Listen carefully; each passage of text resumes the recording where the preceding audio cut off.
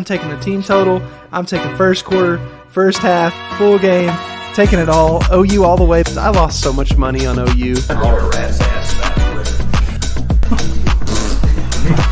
has trouble with the spin, and the ball is free. Can't start from all crazy. And they run through our ass like shit through a tin horn, man. That is a disgusting act by Randy Moss.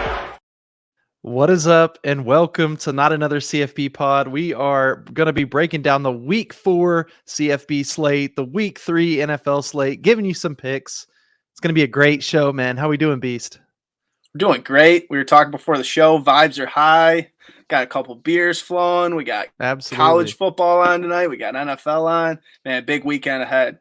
Yeah, huge weekend ahead. We're recording this Thursday night, and we also wanted to say that we're brought to you by the Coda Sports Gambling Network. Wanted to get that in there. We love those guys. It's going to be a fun weekend, man. We've got the Coda Capper, the CFB contest going on. Things are getting heated. Me and you right up there, pretty close to the top 5, I think, both of us. Yeah, I think we're both top 5. I think only guy we got to catch up to at this point is DG Betts, man. I saw the parlay, these parlays left and right, dude. So we're gonna have to stack up some units real quick, but we'll get it going here. I'm confident in the boys. Oh yeah, we got this. We got the brain power to pull any of this off. I'm looking forward to another good weekend. Let's get right into it, Beast. Let's talk about this week's CFB slate. Friday night, we got some matchups. Virginia, Syracuse, Nevada, Air Force, Boise State, UTEP. Nothing amazing, but again, one of those slates. If you're a CFB fan, you're going to be catching some of these games unless you're like out at the bars or something. But I don't socialize much these days. I'd rather kind of stay in and watch football. Football guy. Yeah, I feel you. I'm going to be at a wedding tomorrow night, but I'm going to be in the background of this wedding, just, out on the dance floor with my phone checking scores, because I'm sure I'll have something going live. You know what I mean? Absolutely. Got to have those live plays. As far as Saturday goes, one of the intriguing matchups, at least in the early slot for me, is Clemson at Wake Forest. Clemson historically has kind of owned Wake Forest, but obviously Sam Hartman's back. Wake's offense is doing its thing.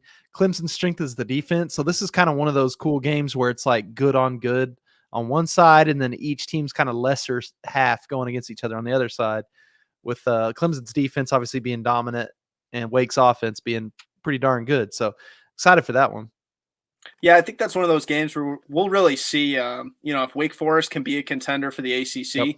Yep. Because we talked about it a lot in the preseason. Everybody likes Sam Hartman, but I got to see it. This is the team. This is, your litmus test. So we'll see if Clemson's as good as, we think. So, but I think that defense, it might be tricky, but it's a fun game. Especially that D-line.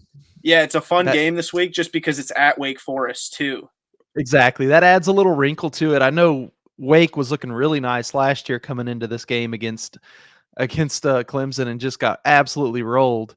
So We'll see if there's a little revenge factor. But like I said, Clemson's kind of owned them, and that makes sense. Clemson's a big physical team. They're in that kind of top 4 conversation all the time, except for kind of last year. But they're right there at number 5 this year, so they might be in the mix. We'll see. Should be an interesting one. Here's one that you probably didn't. There is no version of me that would have listened to this headline and been like, oh, yeah, that makes sense for 2022. 3-0 Duke versus 3-0 Kansas. Going down. The basketball schools are very good at football all of a sudden. I don't know what's going on, man. It's kind of like an upside down type thing. Yeah, I would have never expected them to be undefeated. I think Duke's win total entering the year was one of the lowest in all of FBS. It was at like 3.5, maybe 4.5. I mean, like nobody was expecting them to be able to collect 3 wins, let alone be playing for their 4th win this week, in week 4. So that's going to be a fun game. Kansas, obviously, too. Then the expectations are never high. They're always bottom of the Big 12. So that's going to be a fun matchup. Teams that we didn't expect, man. Exactly. That's always fun. It's a little bit of a sicko game, but like we said, they're better this year, both teams. An interesting one in that 2:30 slot, 3:30 Eastern, is that Florida at Tennessee. This is a rivalry game in the SEC.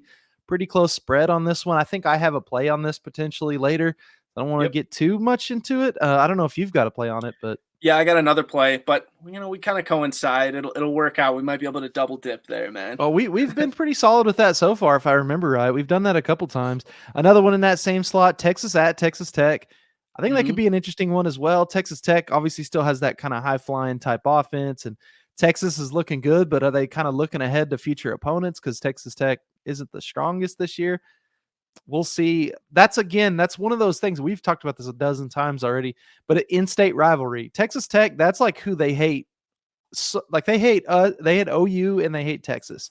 They hate Right. those schools a lot. So that'll be fun. Unfortunately, it's not a night game. If it was a night game in Lubbock, we'd be on upset watch, no doubt.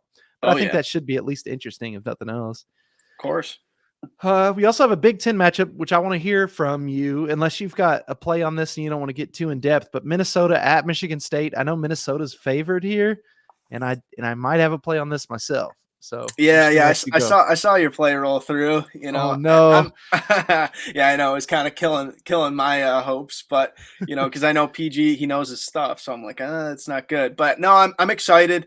I think this is a good opportunity for Michigan State to kind of get themselves, back in somewhat of a national respect kind of thing, because everybody watched that game. It was a night game last week for most of the country, at least, and they look bad. I mean, defensively, they had plenty of holes. There's a lot that they need to work on, but maybe it's just the optimist in me. But I think that their season's not over. I think that they still have, this week against Minnesota, they're going to end up playing Wisconsin. They're going to end up playing Ohio State. Like, they'll have opportunities to kind of keep themselves, and maybe be able to, by the end of the year, get into a good bowl game. But there's a lot to prove right now, and maybe that's a good spot for Mel Tucker. We talk about him being this motivational guy. Yep. Maybe it's a good spot. So we'll see. But it does make me nervous just because this is the second week in a row where it's that 3-point spread, and that's a very, very scary spread. You know what I mean? It feels like it could go either way, no doubt, when it's a close spread like that. So I feel you, but it should be interesting. Like we said, I've got a play on that, so we'll talk about it.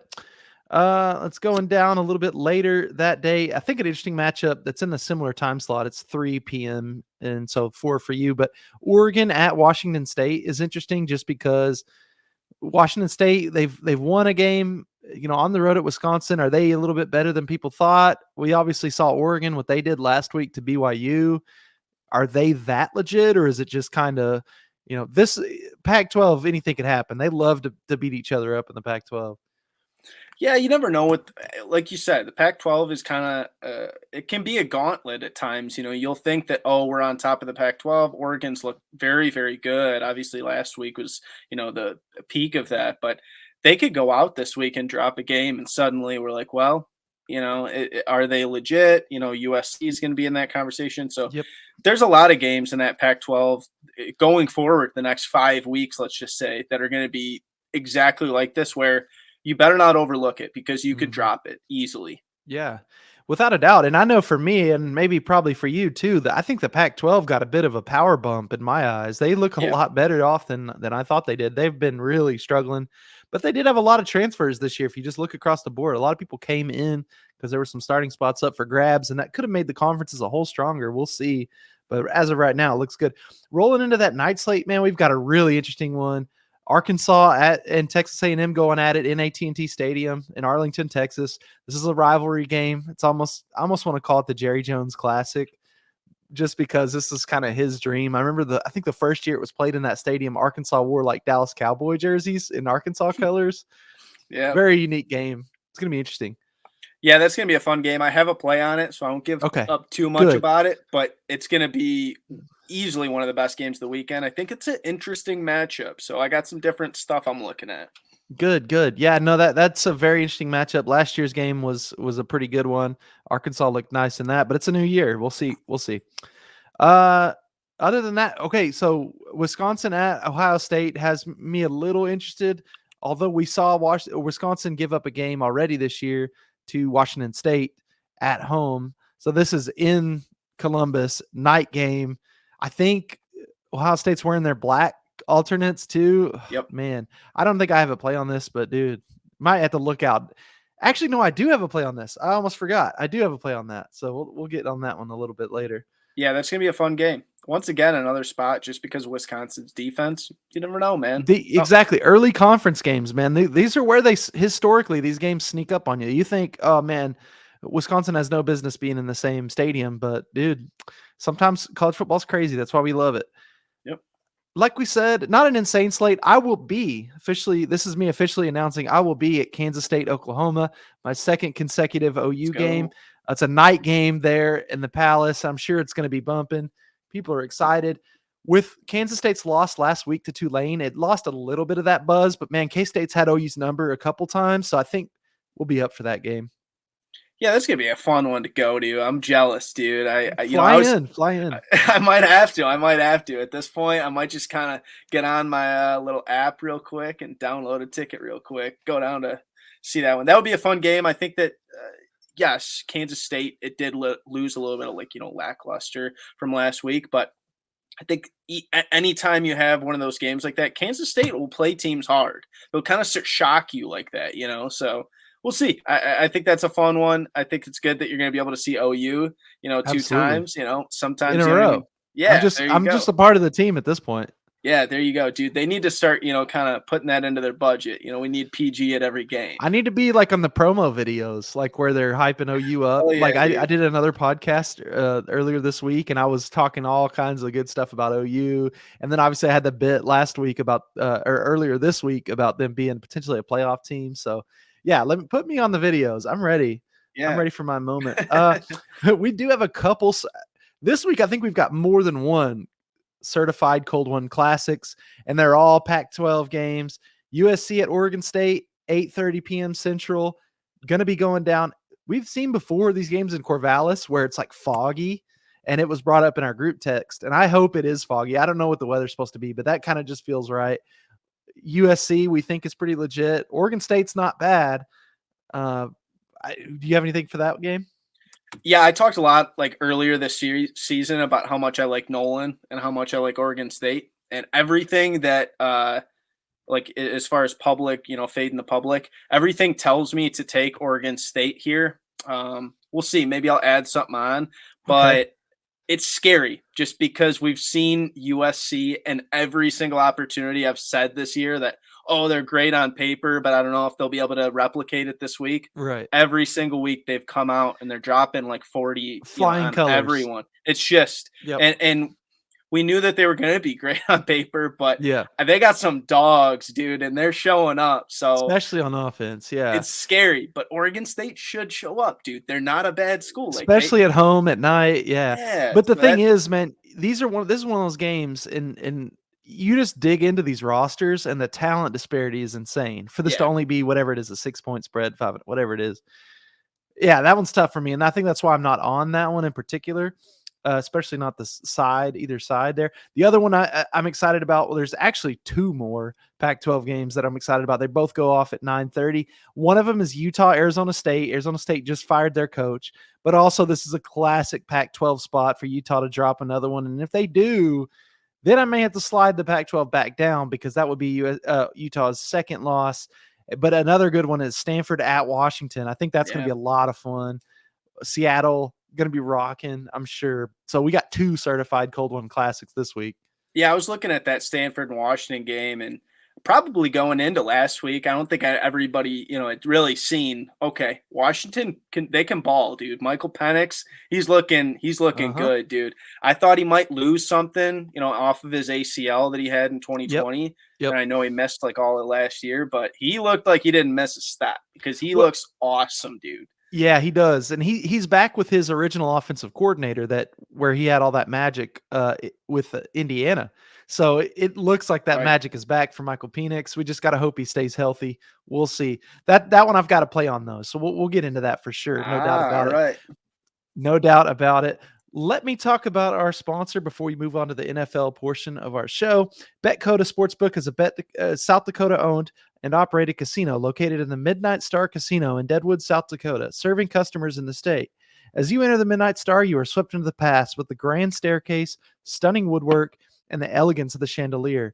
They offer the best lines in Deadwood, so stop by and mention the Coda Sports Gambling Network to receive a BetCoda t-shirt. I want that. Play responsibly, must be 21 years or older to wager. Gambling problems or concerns? Call 1-800-522-4700. Let's talk about the NFL beast. We've got 2 weeks in. What's your biggest surprise so far this year? Maybe we'll each do one. I would say probably just how many upsets there's been. I mean, we saw obviously week 1 was the extreme of that, but between week 1 where we saw the Bengals going down, there was that Colts Texans, actually I would say, yeah, the tie. Actually, if I was to just go right off the Colts, the fact that the Colts are 0-2 that was going to be mine. And the Bengals. I mean, two teams that I probably would have lined up as these are playoff, sure. AFC kind of in that elite category. Especially the Bengals. I mean, Joe Burrow, that's the guy, dude. And they've supposedly upgraded their offensive line, and I think they've given up more sacks.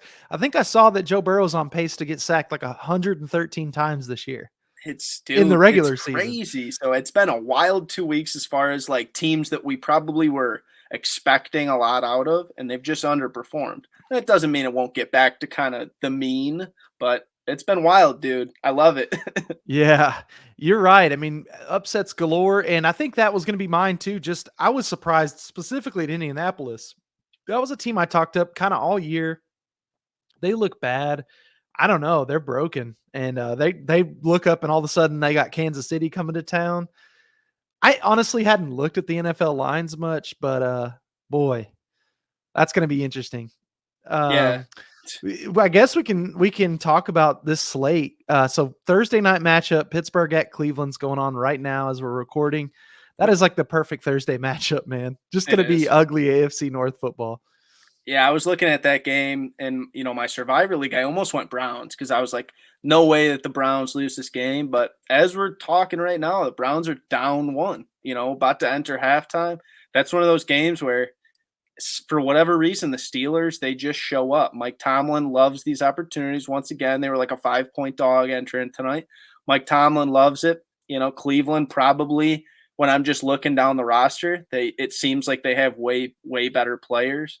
And they're just not showing up tonight. Maybe they'll win it, but it's been an interesting one so far. I'm excited to see what the Steelers can kind of do in that, AFC this year. Maybe they can kind of upset a couple more teams. I don't know. Yeah, who knows? We've got a bunch of interesting matchups though on this Sunday slate. One that I'm really excited for is our Lions taking on Minnesota. In the Viking ship. In Minneapolis, Minnesota, that is. So I'm excited for that. I feel like that's an over waiting to happen. An early game as well. Kirk Cousins not on prime time is actually not too bad. I think Kirk Cousins will probably cook. I don't actually think our defense is our strong suit. That's why I said points. Yeah, we were saying preseason, me and PG are texting dude, we got to hit these overs this year.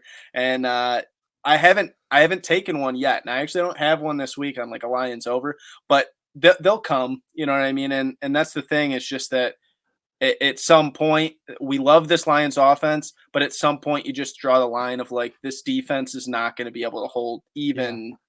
Washington's not that good, and they were giving up. They're pretty bad, yeah, and they were giving up points to Washington at times that I was like, they let them back in that game. Yeah. So whatever. We'll see. But it's going to be a fun game. I'm excited for it. I think the Lions might have a shot, dude. I don't know. Yeah. I like their chances. They're a scrappy little team. Here's an interesting matchup there in that early slot on Sunday. Buffalo at Miami. This is a divisional matchup. Kind of a sneaky. I think it could be a little bit of a rivalry going forward because we're looking at 2 undefeated teams. Miami's been incredible story so far. The way that offense clicked right away.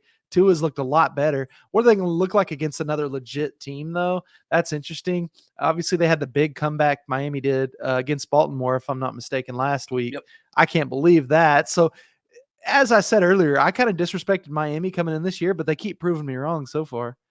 Yeah, I like this new coach. They got McDaniel coming over from San Francisco. He seems really good. He seems like he actually knows what he's doing. A lot of first-year head coaches don't. He seems like he must have, really studied. I know he kind of was under a couple pretty good coaches. I want to say he was in that McVay kind of, grouping. But anyways, he's awesome. He's looked really good with Miami. We'll see. The Bills, though, they're kind of a different level. We've said that they're just their defense, I think, is going to be the difference in this one. I don't see Miami being able to score like they have, but they might prove me wrong, dude. They got some dogs on that team, a lot of speed. So much speed on offense, but I am interested. I think this is a word of caution, and this goes for kind of all the all the first-year head coaches, wait for some of that film to get out to these NFL defensive coordinators and them to start figuring things out. Like, I really think you'll see at some point Philly's got a good team, but at some point this offense is going to slow down just a little bit when the film starts really getting out there and guys figure out tendencies and different formations they like to use. I think you'll see some of these first-year teams slow down, but like we said, with Miami, there's just so much speed, not really much you can do on defense. An interesting one going down in that early slot too is New Orleans at Carolina. Carolina hasn't won a game. New Orleans has looked really up and down. Is this the week that Baker Mayfield gets on track? For me, as a Sooner homer, I kind of hope so. But man, it's not been pretty so far for the Carolina Panthers. Well, I'm interested to see, just because we've seen the Saints at times look, really good on certain drives, but obviously everybody watched that week 1 game against Atlanta. And I would say Carolina is just as good as Atlanta. So, I mean, if New Orleans kind of comes out and they're not really foot on the gas, or, they just kind of slip up a little bit, Carolina they haven't been that bad. I'm not saying they've been playing good, but it's the same thing. They've been in the games. Yeah, it's the same thing that we kind of say for any matchup, in the NFL, is any given Sunday, a team can upset you. I mean, last year we saw the Bills with how much of a wagon they were. They lost to Jacksonville at one point last year. And Jacksonville was the worst team in the league. So things happen, dude. Like, right. Any given Sunday, it's a line for a reason. It's a little bit cliche, but it's true.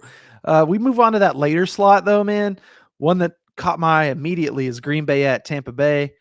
The battle of the Bays. I never really even thought about that, but Green Bay, Tampa Bay, obviously a great quarterback matchup. This should be an interesting one in that 3 kind of 25 slot, 425 for you. Yeah, no, I have a play on that one. I'm excited. It's going to be good. One of the best games of the weekend. I think, like you said, just 2 of the best quarterbacks in the league, dude, just dueling it out. You got to love that. How do we feel about Green Bay, though? I am interested to hear that. And that may be part of your handicap. So if it is, I don't want to give too much away. I just think they looked so kind of frail in that week 1 game with the Vikings. And then right away in week 2, they impressed like crazy against the Bears. Where do we stand on them? Yeah, I won't give up too much of it, but I think perfect. the best way to say it would just, without giving up too much, is just that last year we saw them come out in that game against the Saints in week 1 of last year, and Jameis just was balling on Green Bay, and Green Bay lost that game. And I remember the talk was, does Aaron Rodgers still have it? Are the Packers not good because they lost so bad to the Saints? I mean, they got embarrassed last year in that week 1 game, and they kind of got embarrassed in week 1 by Minnesota. And then last week, they kind of came out and they kind of did exactly what we expected. We were looking at a 10-point spread. We were pretty much in consensus that, nope, they got this, dude. That's exactly what Aaron Rodgers loves, is doubt us. So I'm not out on them. I think that they're going to just be just fine. I wouldn't be surprised if they won the NFC North, as much as I hate to say it. They're in a fine spot, dude. Dude, believe me, I'm in a similar spot with the Eagles right now, because the Eagles look awesome, and they've got an easy one this week with Washington coming to actually it's going into Washington, but I mean, shouldn't be a problem there. Like we said earlier, I don't think Washington's that good.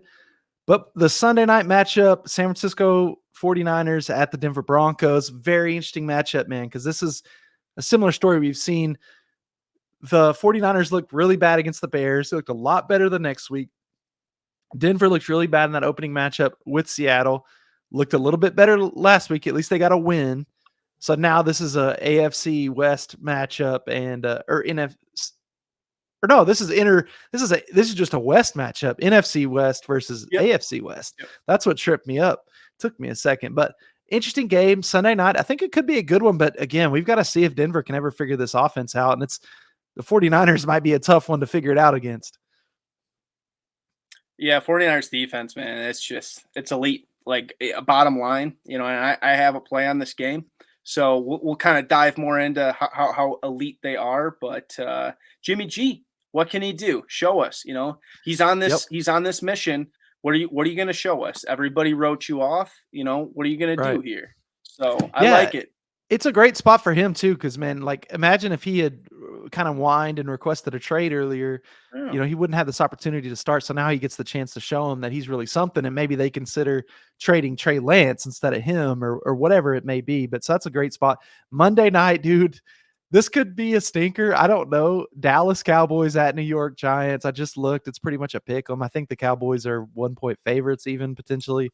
which is crazy with Cooper Rush at quarterback. In New York, I mean, they're 2-0, the Giants. So what do we think? That's a game that I'm probably going to stay away from. Yeah, and it's But gonna be hard when it's the Monday night game, you know? yeah. I mean, you never know. Maybe I'll kind of cave and throw something out there. But I think you're right. It could be ugly.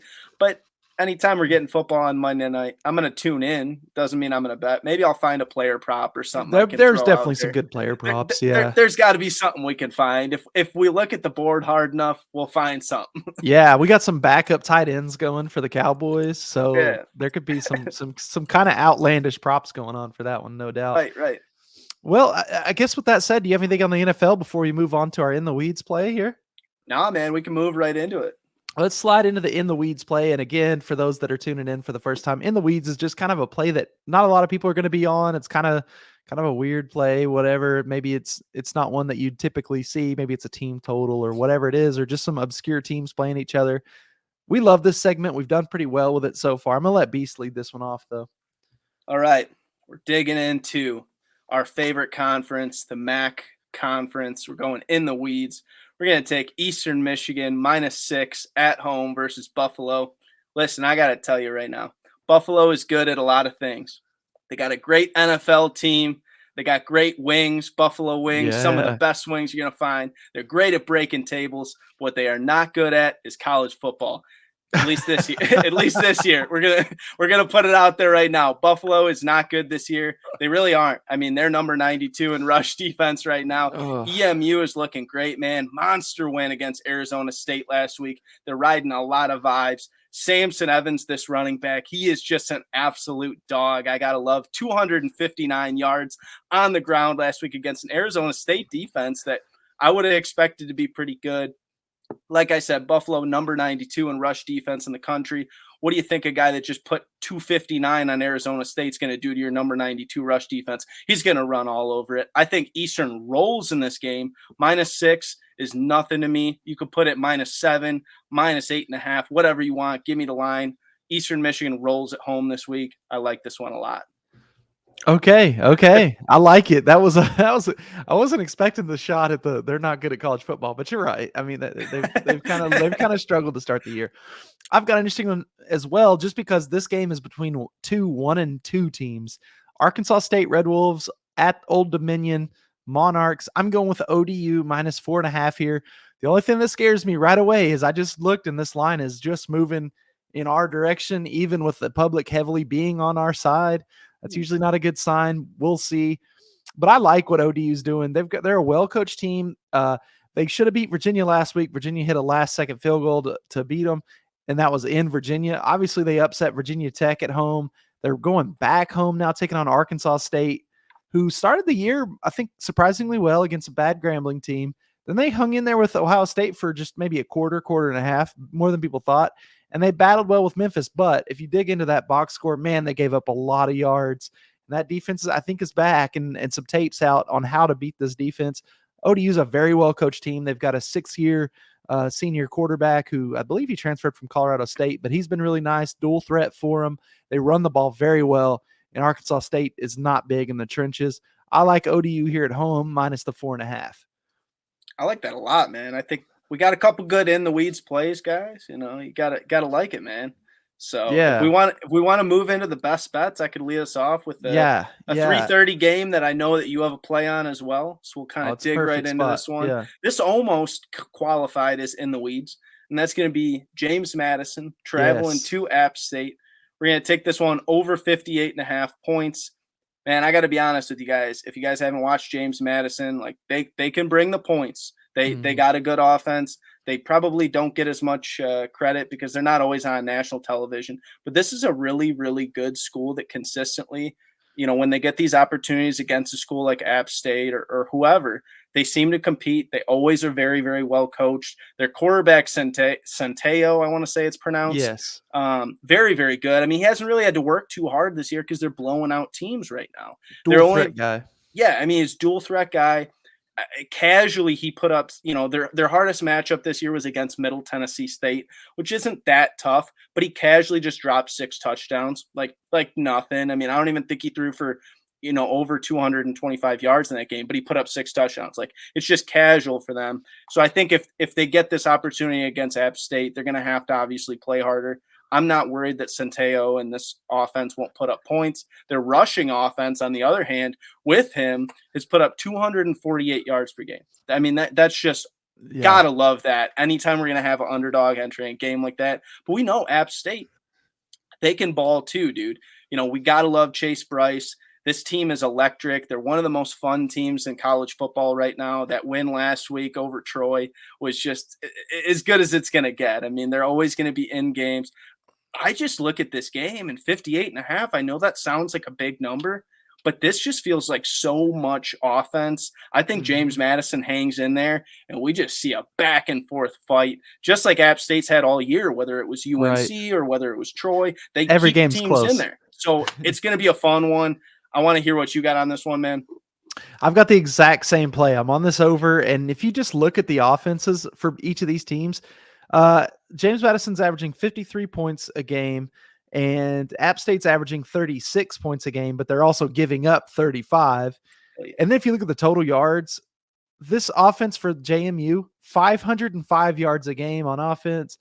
App State, 473 yards a game on offense. I think it kind of turns into a track meet. Like you said, it stays close, just like App State's had all year. I think both teams are going to score. And this isn't that crazy of a total if we really believe that both teams are going to score.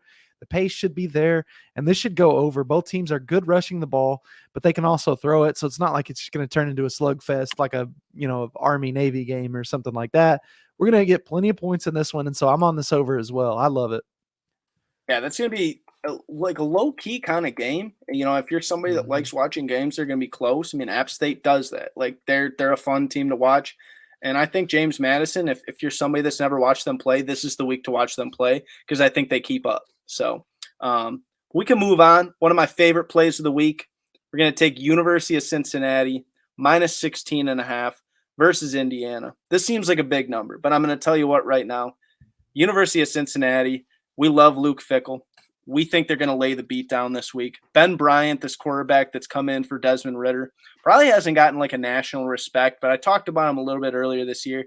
I mean, he's had over 325 yards passing in 2 out of 3 weeks. I mean, I love everything he's doing. But they won by 21 last week, and they won by 53 the week before. And their only loss was against Arkansas. And, can you really blame them? They had to travel to Fayetteville. That was a very tough matchup. At certain points in the game, it felt like they would keep up, but they were 7-point dogs. So when we go to a school like Indiana, I'm not worried. We got the number 29 total defense with Cincinnati, and we got a team in Indiana. They stink. They stink out loud. They should have lost that game last week to Western Kentucky. They had to go to overtime to beat Western Kentucky. If you guys think Western Kentucky and Cincinnati are on the same ball field, they are not. I can tell you right now, multiple solid running backs on the Cincinnati team. They start running the score up with Ben Bryant throwing the ball, and then when the game starts getting deep and we got that 10, 14-point lead, they lean on their running backs. This one gets out of hand, 21, 24-point type win. University of Cincinnati minus 16.5. I think Indiana stinks. Sorry to say it. Shout out WBR, man. I like our guy, but Indiana stinks, dude. Yeah, I'm with you there. I would agree. So I'm sorry about this next play, man. It really is tough for me, but I think it's what I got to go with. We talked a lot about sometimes Vegas sets these lines that you're like, how are they favored? What's going on here? Normally they're right. And that's what I'm going with here more than anything.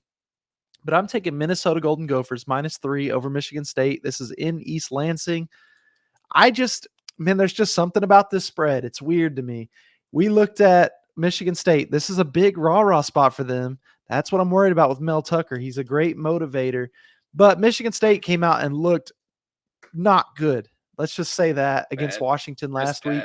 Meanwhile, Minnesota, yeah, they've had a bunch of cupcakes on the schedule, but they have taken care of business. They're 3-0 against the spread, absolutely blowing teams out. They're averaging 312 yards rushing per game, 554.7 total yards per game. Man, that's going to be tough. If they end up on the field a bunch against this Michigan State defense, if they wear them down, it's going to be hard to stop Mo Ibrahim in that fourth quarter. I'm going to go with Minnesota here, -3. I think it ends up being a close game. That one other thing that scares me is Tanner Morgan, man, we've seen this guy. He's not great, but this year so far, he's not really turning the ball over. 4 TDs, just 1 interception, and they're just kind of letting Ibrahim carry the load. And as long as that guy's healthy, I'm going to side with him. So I'm going to go Golden Gophers -3 here. Yeah, I mean, I understand it. I want to believe that Michigan State's going to do it, but I think Minnesota, when I was looking earlier this week, they're like top 3 or top 5 in rushing yards per game right now. Yeah. I mean, they're moving the ball on the ground. It's just the biggest matchup will come down to, can Michigan State stop the run?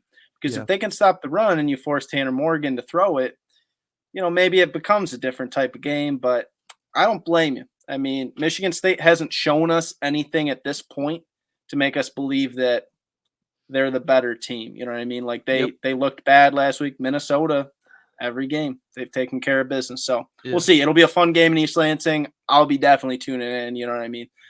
Even if I'm rooting for, my Spartans, it'll be good. It'll be good because maybe either way, one of us will win.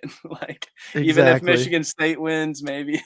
But we'll move on. We got a game that I know both of us have a play on, but we got different plays on this one, and that is going to be Tennessee at home versus Florida, and we're going to take Tennessee's team total over 36.5. I was looking at the over a lot, but I had to settle on a play that I like just a little bit more. And that is just because I am very, very confident in this Tennessee scoring offense. Yeah. Number 2 in the country at 52 points per game. I mean, you can't beat that unless you're number 1. But we're not worrying about that. Number 3 in yards per game. So if you're somebody that's like, well, points are points, but yards, whatever. They got the yards. They got the points. They got Hendon Hooker. He is an absolute dog. The hardest matchup they've really had this year is that game against Pitt. And he threw for 325 on Pitt. And I said at the start of the year, I said, I like Pitt's team total over 8.5. And I talked about how much I like their defense. Well, Hendon Hooker don't care. He throws for 325 on you because he doesn't like that. That's his thing, dude. He runs, he throws. And I think this Florida defense, while they might be able to stay competent, they had a lot of problems with Bohannon last week on USF. We talked about how USF might have been able to win that game outright last week. And Hooker, just like Bohannon, he can run the ball, but he's a better passer than Bohannon is. He's probably, he might not be the runner that Bohannon is, but he's probably damn near just as capable of running for 60, 70 yards on this Florida defense. 36.5 points. I'm sorry, but I just don't see how they don't put up 37 at home against a Florida team that I'm not saying I'm fading them, but I don't think that their defense is all that good. No. If you had issues with Bohannon last week, Hendon Hooker's a different level, man. He's a dog, dude. Yeah, he's a dog for sure. So that's why my play on this is the over for the full game. I'm taking over 62, I believe it is. I'm on the wrong page, maybe. Great numbers. It is. 61.5, I think, is what I originally locked it in at. But listen, I think that Josh Heupel and this Hendon Hooker and this Tennessee Vols offense, they are so good at scripting out that first quarter, that first half, really game plan. I'm hoping that they get out to enough of a lead where Florida's got to take some shots. They can't just try and run the ball and just slow the game down, but they've got to try and keep up. That's our recipe to get in there. But listen, I think like you said, if USF can score 28 on you at home, I think Tennessee's going to have no problem scoring on them. This is a rivalry game. It's an interesting one. The weather looks perfect for an over, so that's what we're going to be cheering for is points.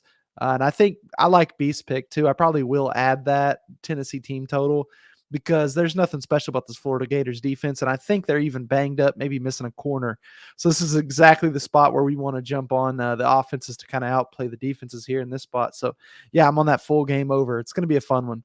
Yeah, that's one of those games. If you love points, I think you might be able to hit both of them for this week. So I got one more college play. How many more do you got, PG? I think 2 more. Well, yeah, 3 more. Okay, well, if you want to hit another one, and then it probably evens out a little bit. Yeah, I feel you. Okay, so I am going with Georgia Tech at UCF. I'm taking UCF -20 here. That is a ton of points for a G5 team, but I really think John Reese Plumlee has figured it out. They just whooped FAU last weekend, 40-14.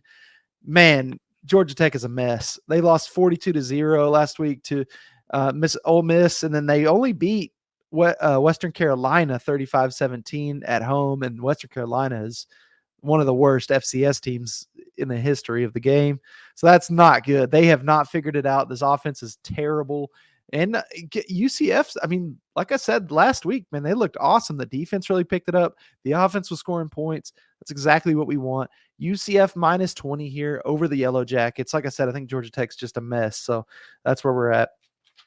I like that. I think you're right. Georgia Tech's they're not doing great. We like this UCF team. We talked a lot about Plumlee. I think it's a good spot. I think especially right now because they might not be getting necessarily the credit they deserve.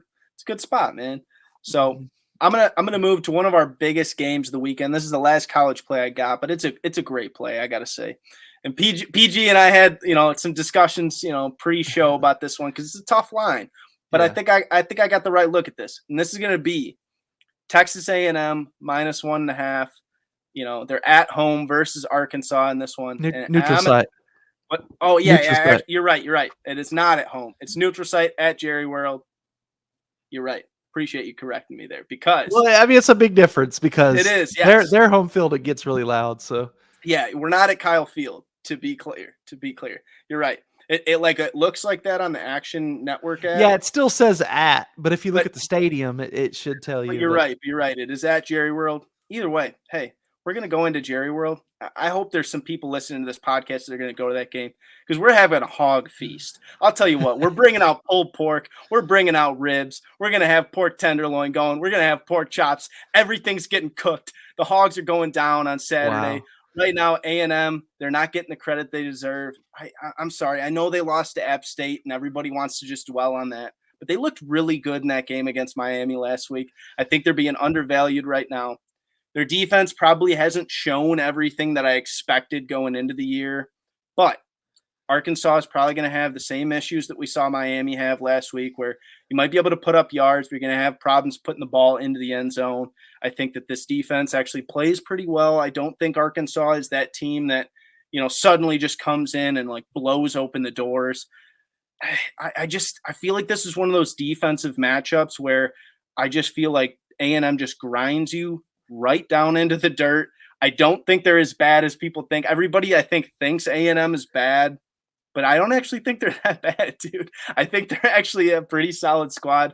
While I still feel like they should be starting Max Johnson at quarterback, something about this line, the public is hammering Arkansas because everybody loves KJ Jefferson. But I'll tell you right now, that's all I need to see. You're going to give me a game where A&M is probably being a little bit disrespected. Jimbo Fisher's he's the better coach. I'm sorry. He is. He's probably going to go into this game. He's going to tell his guys, if you guys want to put any respect on your names, you guys got to win a game like this. Yeah. I'm telling you right now, dude, I don't see Arkansas winning this game. I could be flat out wrong, and they could win this game by 7, and I look stupid. But I think we have a hog feast, dude. We're bringing out everything. So get the barbecue sauce out, baby. We're having a hog feast. That's a good promo, at least. I am a little worried here. But again, at least, if nothing else, you're fading the public. And that's always a solid strategy. Just a little worried. But I do think that Jimbo comes into this game with something that they have not put on film yet. They would have crafted something up this week. Because you're right. He can't just go down in flames like this. If he loses this game, this season really gets away from him. And who knows what the hell happens. I mean, A&M's crazy. They may run him out of town. His buyout's $1 billion, but they don't care. They got that oil money.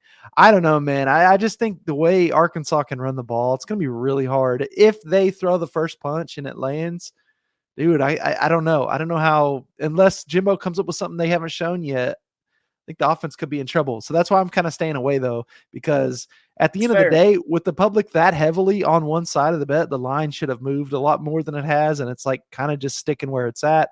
So I'm staying away, but I like it. I've got 2 more plays, and the first one is the easy one, so I can get through it really quick.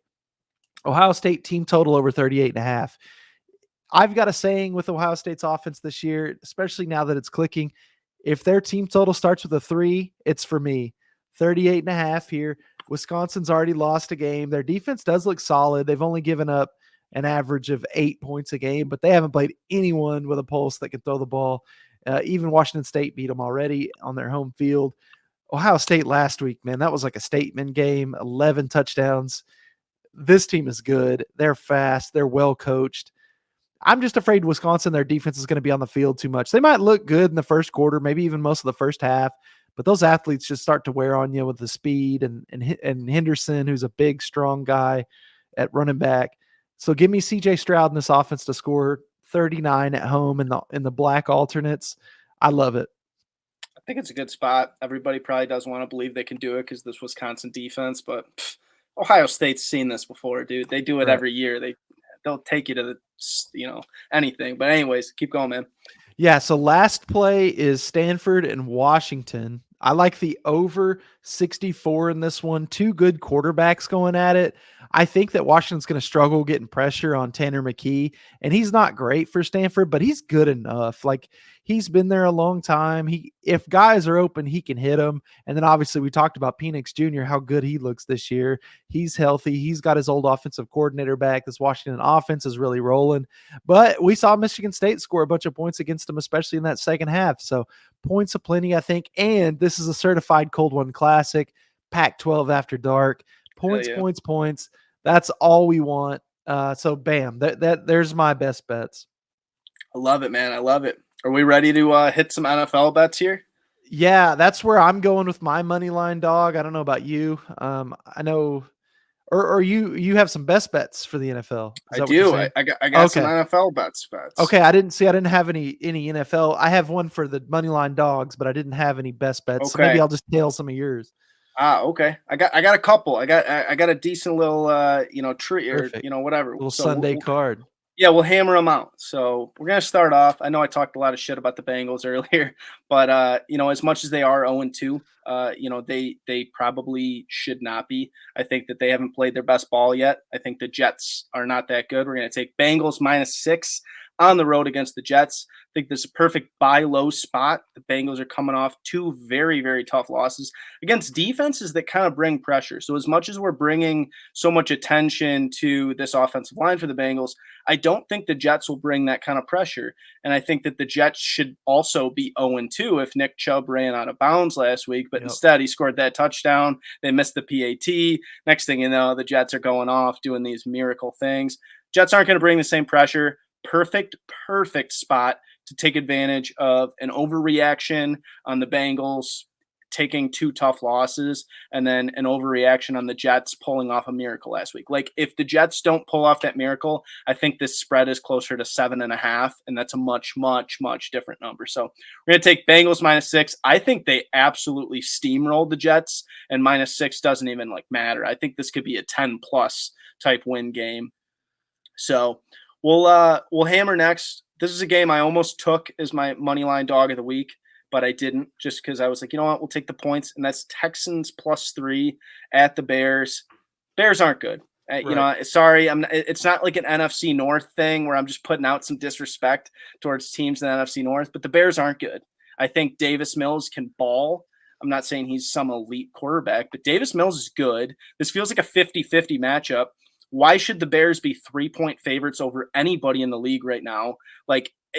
I know that they're at home and that's supposed to be some home field advantage kind of thing, but they're definitely not good enough to be a 3-point favorite. If you're going to give me 3 points for a Texans team that we already saw tie Indianapolis, we know they can compete. I'm going to take it 3 points, even if we ended up losing by a field goal and pushing. It wouldn't be the end of the world. You got to take a shot on a number like that. Texans aren't bad. They're a good squad. You might want to take the money line dog, but I got a better one in mind. So. Okay. And Meerkat detailed that in our NFL preview, but man, Texans don't have exactly a flashy roster, but man, they're just playing good football. They're playing hard, and that's all you can ask for. You never know what to expect with the Bears up and down every week. So yeah, I like it. Definitely, man. A game we kind of talked about, we both kind of said this is going to be one of the best games of the weekend. It's going to be Packers and Bucks. Yes. I got Packers +1.5 in this game. If you really feel gutsy enough, you can take the money line. I just don't think there's enough, worth to do it. At that point, there's not that much value there. You might as well get a free 1.5. You'd be getting +100 versus -110. It's not going to make a difference. And you get a 1.5. So yeah. Why not take the 1.5? But I don't know, man. I know it's Brady and he's the GOAT, and I have like all respect, like bow down to the GOAT, but like the Bucks haven't shown me anything to make me feel like this is the Super Bowl contender that like we've talked about the last couple years. I just feel like the Packers, they had that dud in week 1, but they balled out last week. They did everything I wanted them to do, both on offense and on defense. They shut Justin Fields down.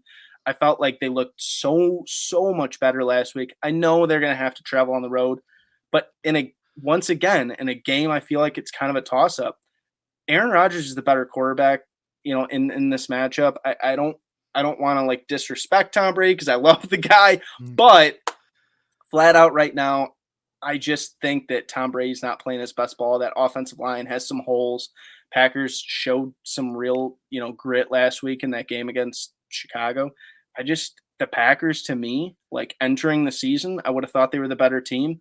They had a tough week 1, which might be why this number is what it is. But if Aaron Rodgers can be the guy that gets through this Bucs defense, plus 1.5 feels like nothing. And I think he can. I believe in him. I hate to say it, but I don't think the Bucs are the better team in this game. I don't know why they're favored, but it is what it is. I could be wrong. They might shut me out, and like that's what Tom Brady does. So we'll see.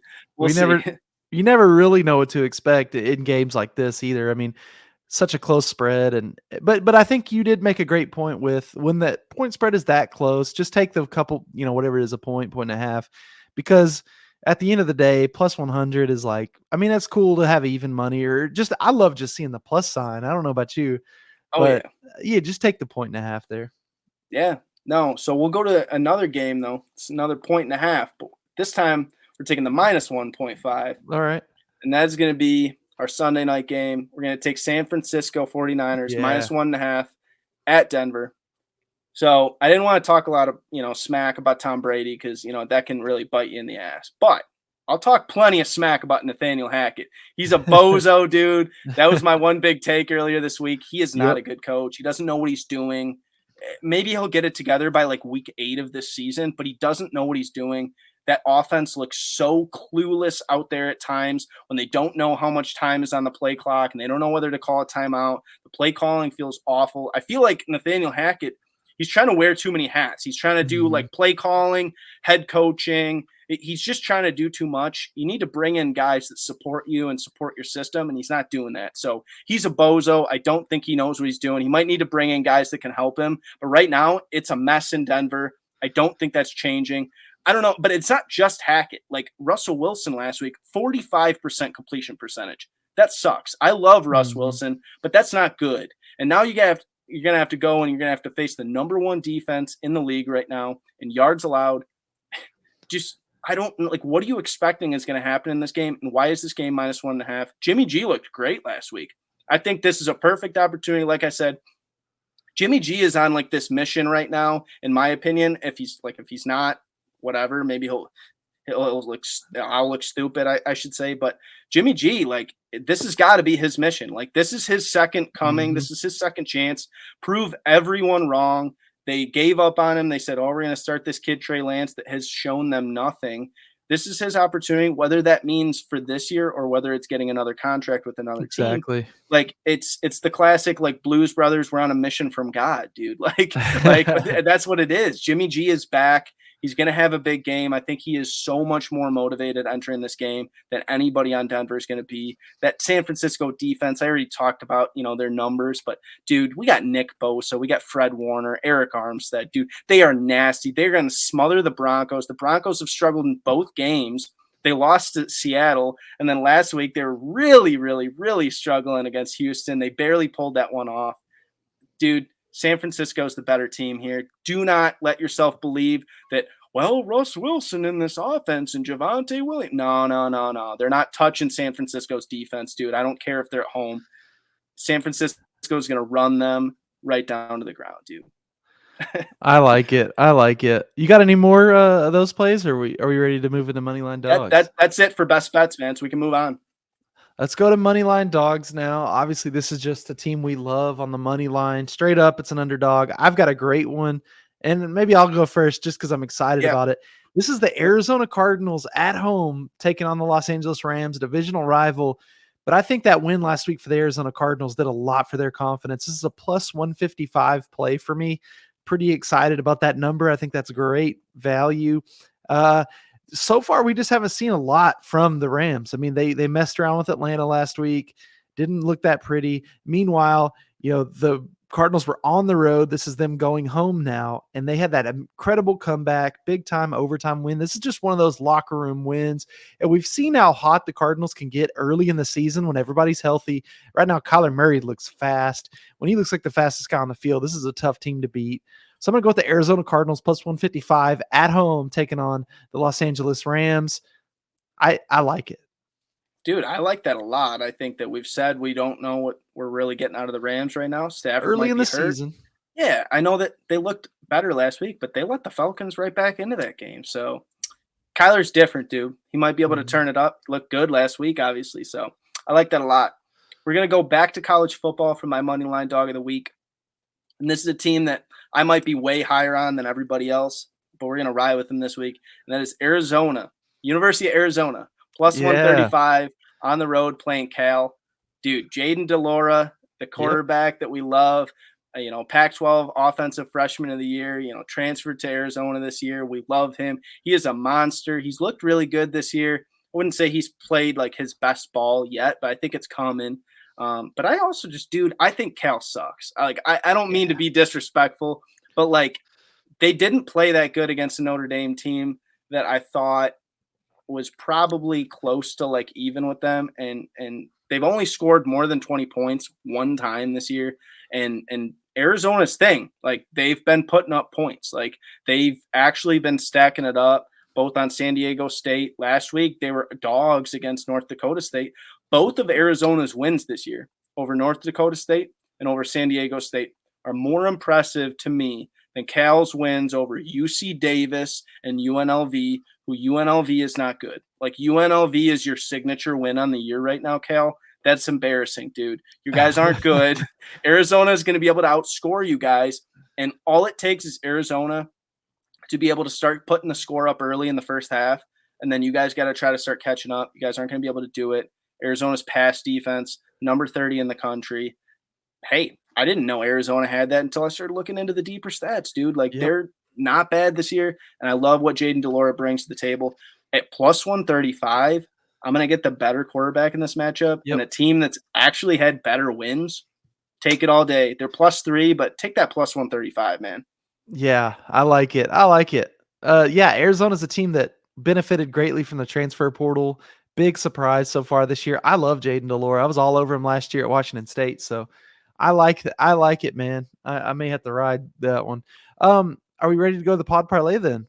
Let's do it, man. I think I'm excited about my pick, man. I looked into this. I'm pretty excited about it.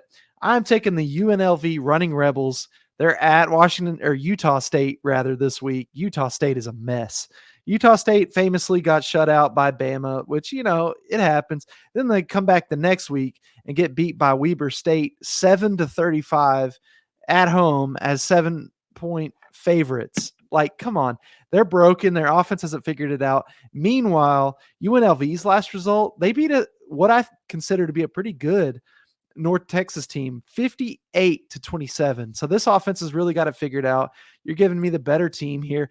I've got 91% of the money on UNLV spread, but only 66% of the bets. That tells me there's a lot of sharp bettors on UNLV here. This is a kind of an in the weeds play for my pod parlay, but I like it.